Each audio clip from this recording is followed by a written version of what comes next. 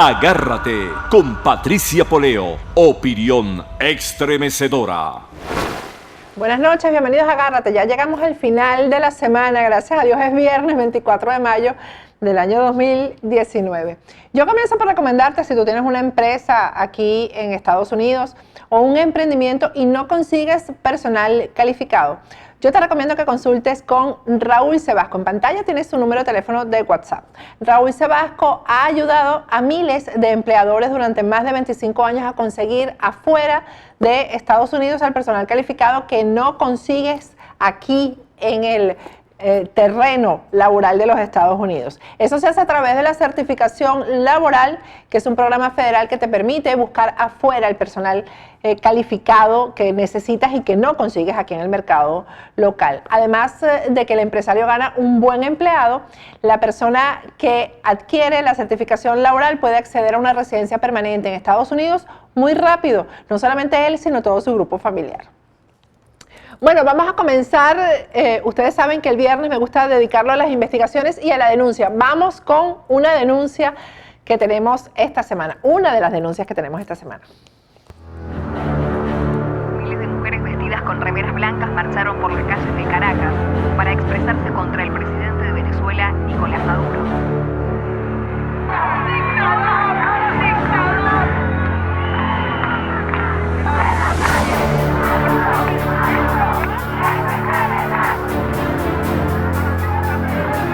Para nosotros es importante salir de... Esta denuncia tiene que ver con libertad de expresión y se encuentra con nosotros vía Skype nuestro colega periodista Javier Núñez. Buenas noches, Javier, ¿cómo estás? Buenas noches, Patricia, y buenas noches a toda tu audiencia. Gracias por la oportunidad de poder denunciar y de poder presentar con hechos lo que me aconteció en Ecuador. Cuéntame, ¿qué te pasó? Bueno, Patricia, me gustaría empezar por el final. Lamentablemente tuve que salir de Ecuador. Por el momento no quiero decir dónde estoy por razones obvias de seguridad, pero que definitivamente tuve que salir de Ecuador por persecución o por un acoso por parte de funcionarios del SEBIN y también del 6CPC que estuvieron siguiéndonos en Ecuador y que estuvieron persiguiéndonos durante un buen tiempo y que afortunadamente nos pudimos dar cuenta, le pudimos hacer seguimiento con varios colegas que están en la Fuente Castrense en Venezuela. ¿Cómo te diste cuenta, Javier? Por cierto, que esta denuncia, y se lo voy a pedir a producción, vamos a entregársela a Fernando Balda, que ha luchado precisamente, es un ecuatoriano, ustedes lo han visto en muchas oportunidades aquí en el programa, y ha luchado contra este tipo de persecuciones de las cuales fue él mismo víctima. Así que en otro país que no fue Ecuador, en Colombia, a él, Rafael Correa ordenó perseguirlo, ordenó secuestrarlo. Así que yo creo que la persona más adecuada a la que debemos entregarle esta información y este programa es precisamente Fernando Balda. Cuéntame cómo te diste cuenta, Javier, lo que estaba ocurriendo. Sí, bueno, en un principio es importante recordar que dos cosas. La primera, Patricia, es que es una violación a la soberanía del Ecuador y de cualquier país que funcionarios de otro gobierno, claro, y funcionarios en este caso de inteligencia, de policía, estén haciendo labores policiales de inteligencia en un territorio sin la notificación debida. Eso es una violación plena a la soberanía de cualquier nación si no se comunica debidamente.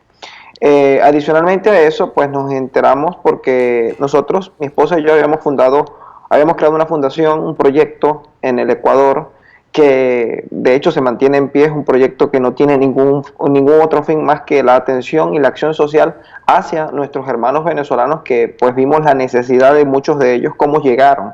De hecho, como tú sabes y muchos de la audiencia saben, de las personas que te ven a diario, nosotros llegamos al Ecuador porque salimos de Venezuela en el 2017 perseguidos. Ya previamente yo le envié a tu equipo de producción parte de esos tantos artículos que están publicados en el venezolano Houston, en diferentes portales web de Venezuela y en otros medios que se publican en Estados Unidos, en Panamá, donde yo subía análisis, donde subía entrevistas que indudablemente no eran cómodas para el régimen en su momento y que, bueno, eso conllevó a que hubiera una persecución en mi contra, en contra de mi familia, pero siempre principalmente en contra de mí, el acoso, el SEBIN detrás, siempre la camioneta del SEBIN detrás del carro.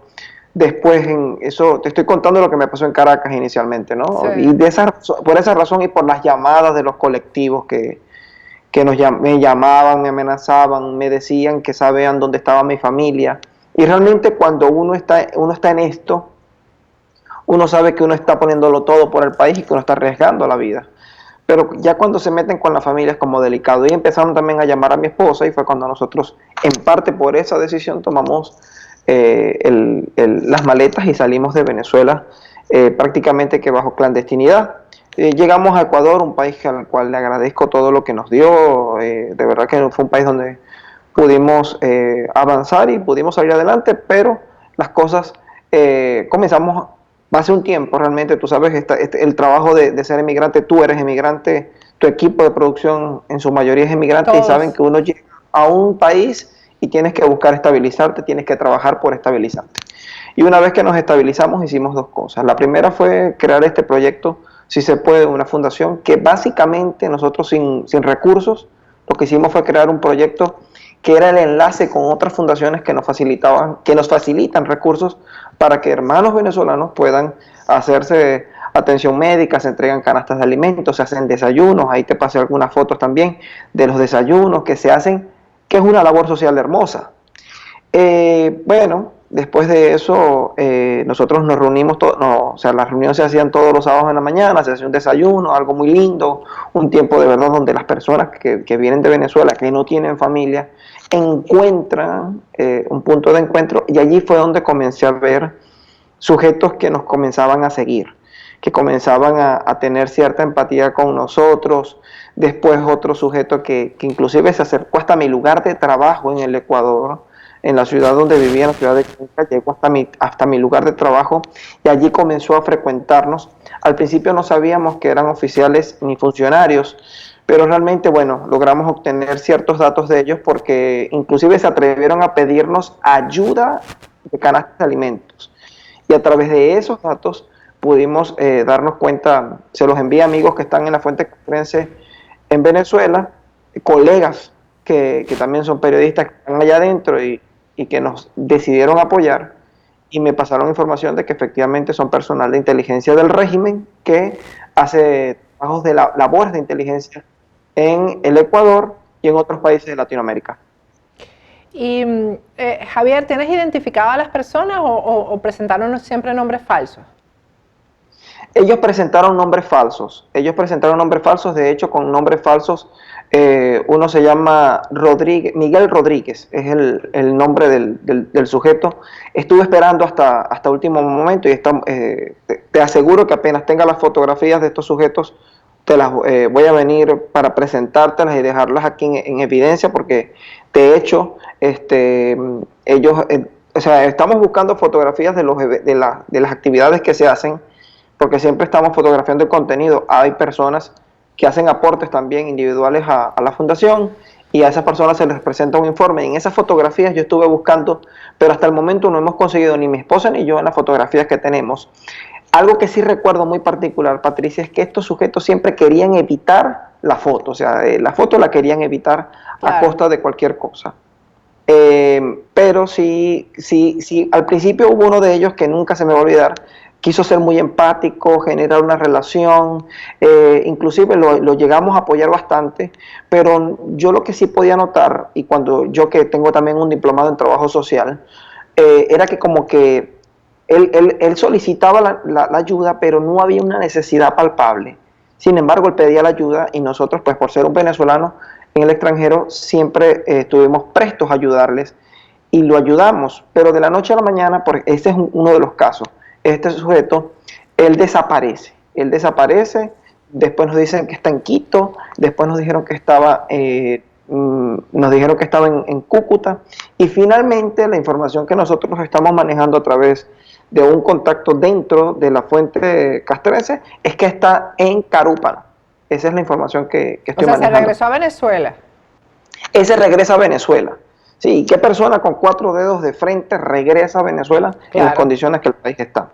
El otro caso era muy particular porque era un caso que no pedía ayuda, pero sí nos hacía seguimiento. Muchas veces me insistió en ir a mi casa y llegó al punto, en un momento de presión, o sea, de presionarme y de querer obtener información.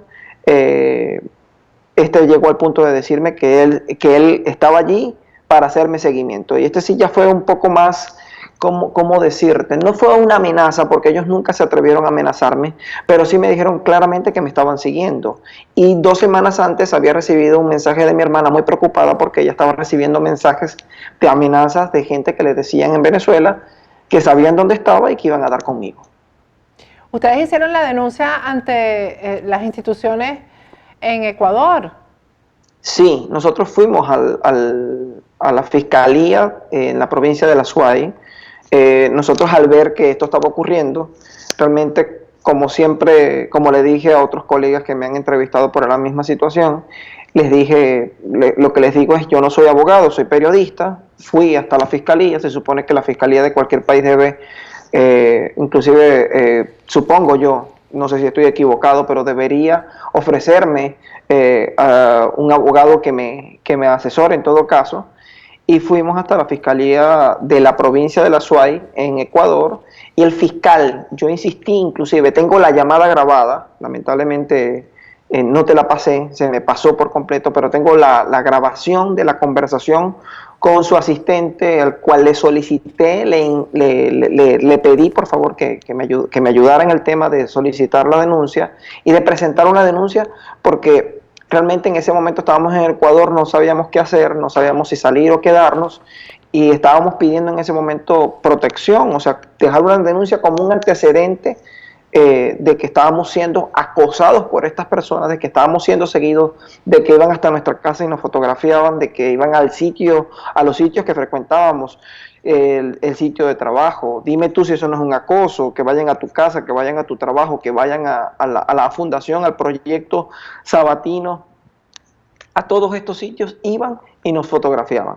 Bueno, Y, yo creo que lo más grave de esto, eso pasa incluso aquí en Estados Unidos, lo que pasa es que aquí tienen más limitaciones, Javier, pero sí. esto debe estar pasando en Colombia, debe estar pasando en Chile, esto debe Sí, estar pasando en esto todos lados.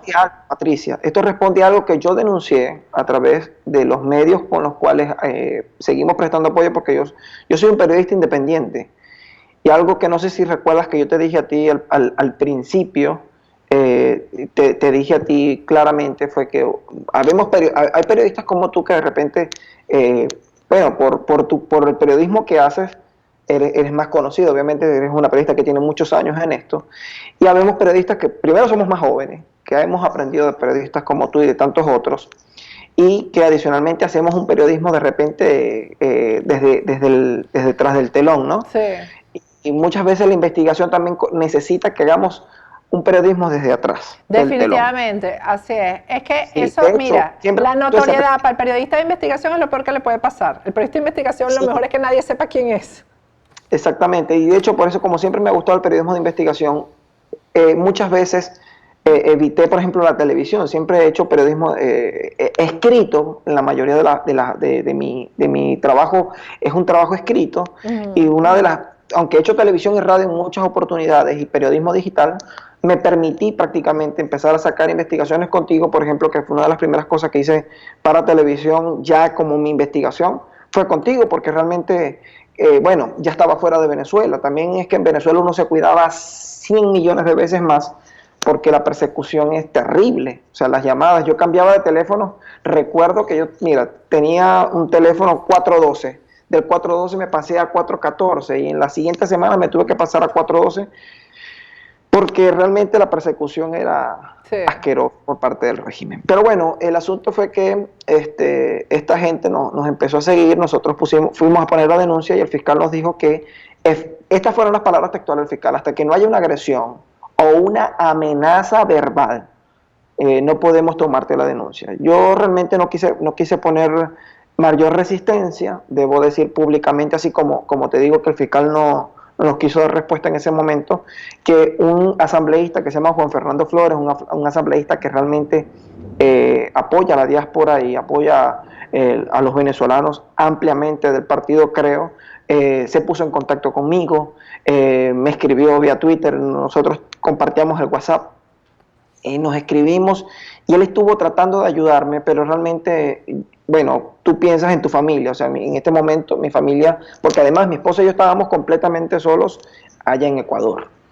Y en ese momento pesamos y dijimos, no, nos tenemos que mover, tenemos que salir de aquí. Y empezamos una ruta cuando no hay un viaje planificado, cuando las cosas no están así como que tú te vas a ir, tuvimos que tomar una decisión sobre la marcha, en parte porque a futuro nosotros pensábamos movernos del Ecuador, pero no en este momento. Y pues tomamos el camino y decidimos que era el momento de partir, porque realmente nuestra seguridad no estaba garantizada y realmente es algo que no podíamos correr el riesgo de que ninguno de los dos pues nos pasara algo de fuerza mayor. Pero, bueno, no sé si me quieres decir algo, Patricia, perdón. No, te iba a decir que esto perjudica no solamente a personas como tú, que además hacen un trabajo tan importante, ¿no? Esto perjudica a Ecuador como nación soberana, esta situación. Por supuesto. Sí, y por eso empecé por allí, por dejar presente que hay una violación de la soberanía a la República del Ecuador. Nación que ha recibido, es un país pequeño, tuve la oportunidad de conocerlo bastante, de recorrerlo, por diversos trabajos que hice, porque la verdad es que uno hace el trabajo periodístico por amor a lo que hacemos, porque amamos el periodismo, pero tú bien sabes que estaba haciendo marketing y que estaba en otra rama completamente a nivel laboral, y que aparte de eso, en mis tiempos libres, pues dedico parte de mi tiempo a escribir, a hacer investigación, a contactar, a obtener nuevos contactos, gente que nos llega por las redes sociales. Y bueno, en parte es lo que hacía ya, por eso que también mucho tiempo también se nos iba en la fundación, en el proyecto que levantamos, y que un proyecto que se levantó con las uñas, porque no hay recursos para sostener semejante proyecto cuando la demanda de venezolanos que han llegado al Ecuador ya está cerca de los 300.000, de los 280.000 venezolanos que han arribado al Ecuador, un país que apenas tiene, estimo yo, unos 16 millones de habitantes. O sea, es un país pequeño, ¿no? Es un país territorialmente muy pequeño, y que, bueno, viene a ser el tercer país con más habitantes después de Colombia y Perú en América Latina, con más habitantes con más inmigrantes venezolanos allá. Bueno, Jesús, Javier, muchas gracias. Bueno, y muchísima suerte en tu nuevo destino. Espero que puedas seguir compartiendo con nosotros tus investigaciones y que tengas más libertad donde estás para poder hacerlas. Sí, seguramente que sí. Bueno, vamos a iniciar el proceso. El asambleísta Juan Fernando Flores también dejó abierta la posibilidad de poder presentar la denuncia desde el exterior. Él me indicó pues que están abiertos a la posibilidad de poder hacer, que yo lo pueda hacer desde el exterior, pero realmente no sé, quisiera asesorarme con un abogado que me indique si es viable poder hacerlo desde el exterior. No sé si tenga que volver al Ecuador, realmente con honestidad no sé si sea seguro volver al Ecuador, porque, o sea, con las amenazas que mi familia recibió, mi hermana específicamente, diciéndole 2 semanas antes y después aparecen estos sujetos, definitivamente nos ubicaron. Yo tampoco era que estaba escondiéndome, que tenía bloqueadas todas mis redes sociales, que tenía un perfil muy bajo. No, realmente yo creo que si estaba en un país libre, como se supone que es el Ecuador, creo que no tenía que pasar absolutamente nada, pero definitivamente, pues más bien el llamado es a los colegas que están allá y que también están haciendo un periodismo. Sé de varios colegas que están haciendo un periodismo bien crítico, un periodismo de opinión bien crítico, y que revelamos cosas. Ay, por cierto, Patricia, antes de terminar el segmento, no sé si aún queda tiempo decir algo, y es que yo había hecho una denuncia a través de diversos medios y a través de mis redes sociales sobre la presencia de funcionarios del régimen, porque habíamos recibido la información, mejor dicho, de funcionarios del régimen que habían salido por América Latina a buscar células que estuvieran siendo entrenadas para hacer alguna incursión militar en Venezuela. El régimen tiene la idea de que va a haber una incursión militar por grupos entrenados en el exterior. Debo decirle al régimen y contestarle a ellos que te ven mucho, más de lo que muchos se imaginan, decirles que mi trabajo es periodístico y que yo disparo con la pluma. Esa es la forma en como yo voy a hacer siempre. Exactamente. A veces les da más miedo eso que otra cosa, para que sepas. Sí, le tienen miedo a eso realmente, a que uno escriba, y por eso siempre la amenaza, por eso la amenaza con ciertos familiares que uno, con los que aún quedan, ¿no? Sí. Pero yo sé que todo va a estar bien y vamos a seguir haciendo el trabajo. Esto no nos va a detener, al contrario, esto, aunque suene retórico, no, a mí me da fuerzas, me impulsa, ¿no? Me dice, ellos se sienten amenazados y por eso es que nos atacan. Aún a periodistas que hacemos un trabajo, entre comillas, pequeño, y aquí es donde el trabajo en equipo con diferentes medios, cuando todos los periodistas, aunque tenemos diferentes criterios, nos hemos unido, esto ha traído un resultado que definitivamente tiene, al régimen también lo tiene acorralado. Eso tenemos que hacerlo. Los periodistas que somos realmente independientes, tenemos que estar unidos en estos momentos. En estos momentos tan difíciles. Parece mentira, momentos muy complicados para el periodismo libre, para el periodismo independiente de Venezuela. Así que... Y ahorita te quiero dar mi opinión sobre el otro franco o el otro frente del que has estado hablando toda esta semana, que es la persecución a los periodistas por parte de otros factores, ¿no? Sí, señor. También la viví en algún momento, cuando trabajé en Versión Final en Venezuela, en un diario regional tan pequeño como Versión Final. Allí, desde ese momento, yo percibí también lo que hacen llamar la línea editorial. Y tú mejor que nadie sabes que eso simplemente son nada más que factores que pagan cuotas de poder dentro de los medios. Y viene el editor y te dice esto no se va a publicar. Y recuerdo claramente una entrevista que tú le diste a Jaime Bailey en algún momento en la cual decías que tu papá te cambiaba todo el sentido de una redacción y le decías, no, ya no lo publiques con mi nombre. Claro. Muchas veces puede hacer lo mismo en Versión Final. Así es, uno no puede, y uno no debe permitir eso, y se lo digo a los periodistas jóvenes, los que están empezando. Si llega un jefe y te revisa lo que tú escribiste, o edita el trabajo audiovisual que hiciste, lo edita de una manera que ya pierde el sentido de lo que de tu investigación, de tu opinión, etcétera, pues no hay que firmarlo, y punto, que lo firmen otros, pero uno no tiene por qué firmar algo que no es de la autoría de uno. A uno no le pueden poner palabras en su boca, ni quitárselas tampoco. Así que por cierto, hablando de eso, los medios de comunicación del gobierno están haciendo eso. Que ya le he pedido aquí al equipo de Factores de Poder que hay que reclamar en YouTube porque utilizan los videos, utilizan el programa que hacemos aquí, utilizan el trabajo nuestro. Estoy hablando del Mazodando, estoy hablando también del aparato del régimen, el aparato comunicacional del régimen, para desvirtuar lo que uno dice, para sacarlo de contexto, para utilizarlo como propaganda de ellos. Y YouTube no debería permitir eso, porque eso es un trabajo que tiene una autoría intelectual. Y no debería permitirlo. Sí. Y que hay algo bien importante de que las personas entiendan, Patricia. Yo creo que tú lo has explicado en otras oportunidades, pero nunca está de más decirlo. Y es entender. Los comunicadores empíricos transmiten opiniones, informan.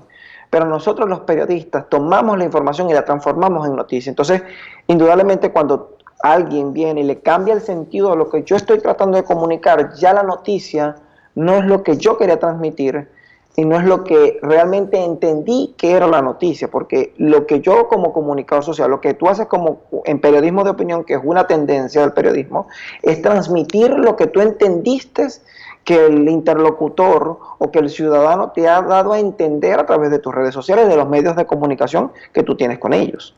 Pero bueno, no vamos a dar una clase de comunicación aquí. No, y hay que hacerlo, claro que sí, porque estamos prestando un servicio, porque hay nuevas generaciones que vienen atrás de nosotros. Y que esta es la nueva tendencia. Lamentablemente todos pueden ser comunicadores, pero hay que entender que una cosa es ser comunicador y otra cosa es ser comunicador social. Es totalmente diferente. Es totalmente distinto, exactamente. Muchísimas gracias, Javier. Gracias y te repito, muchísima suerte. Ya tú sabes que esta es tu ventana. Gracias. Muchísimas gracias. Bueno, vamos a ir a un corte. Y al regreso, más de Agárrate. Primero, te quiero recordar, bueno, el periodismo se estudia. Se estudia. Es que uno no es empírico. Uno pasa por una universidad. Uno tiene herramientas que maneja. Eso se estudia en la universidad. Yo te recomiendo, si quieres entrar por la puerta grande del mercado laboral en Estados Unidos, que estudies una carrera universitaria. Estudia, hay que estudiar, porque no hace daño estudiar.